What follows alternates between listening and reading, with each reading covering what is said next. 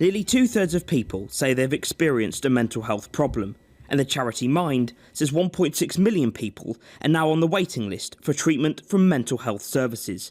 A stressful job, social isolation, and financial problems are all factors which impact on mental health, and people are turning to private therapy as a way to get the help they need.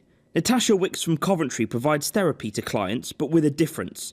Natasha is a licensed cuddle professional and says her service is about providing people with physical support. Positive touch has been shown actually under an MRI. Neuroscientists can see the brain's orbitofrontal cortex actually releases the chemicals that are required to give us those feelings of well-being, so oxytocin, serotonin, amongst others, all the dopamine, the happy hormones, they're all released when we do that, and it nurtures a feeling of well-being, relaxation. It's been shown to lower your blood pressure, release anxiety, relieve pain.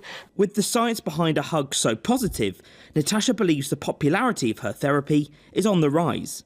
I think that we are going back to being more in touch with ourselves. If you think back to the sort of 80s, 90s, people didn't really talk about their problems. That's not what their parents in the 50s were raised to do. And then talking therapies sort of whittled their way over from the US. And at first we thought, oh, that sounds a bit, mumbo jumbo, hippy dippy kind of thing.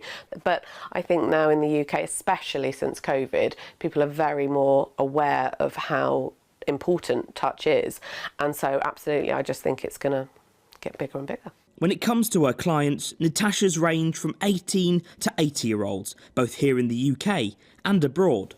But with people travelling from all over the world, what's a client's perspective on the benefits of a hug? This client, who we're calling Ellie to keep her identity private, says she tried cuddle therapy when traditional methods of help weren't improving her health. Really, it has changed my life.